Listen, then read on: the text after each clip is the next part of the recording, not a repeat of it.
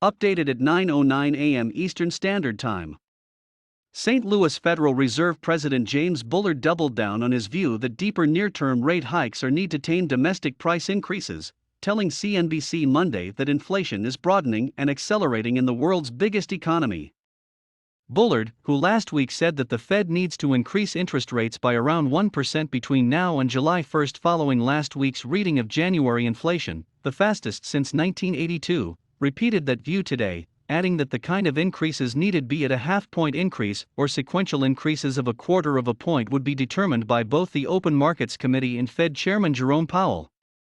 The last four inflation readings, taken in tandem, suggest that inflation is broadening and possibly accelerating in the U.S. economy, so I shaded up my position to show that I think we need 100 basis points of tightening by July 1, Bullard, a voting member of the Open Markets Committee, told CNBC. U.S. equity futures paired earlier gains in the wake of Bullard's remarks, with contracts tied to the Dow Jones Industrial Average indicating a 95-point opening bell decline, and those linked to the S&P 500 priced for a 20-point pullback.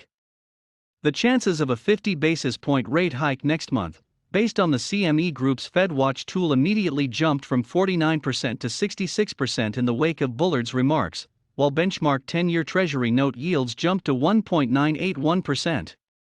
The odds of Saturday rate hike between now at the March meeting, only the second since 1979, have jumped to around 25%, according to data from Bank of America's weekly Flow Show report, following Thursday's faster-than-expected inflation reading, which showed headline consumer prices rising a 7.5% clip, the fastest since 1982, and well ahead of the 7.1% pace recorded in Mexico, where base rates sit at 5.5% over the same month. However, those odds have slipped in recent days following the publication of a new $33.3 billion bond buying schedule from the Fed that lasts into early March, a move analysts see as incompatible with interest rate increases.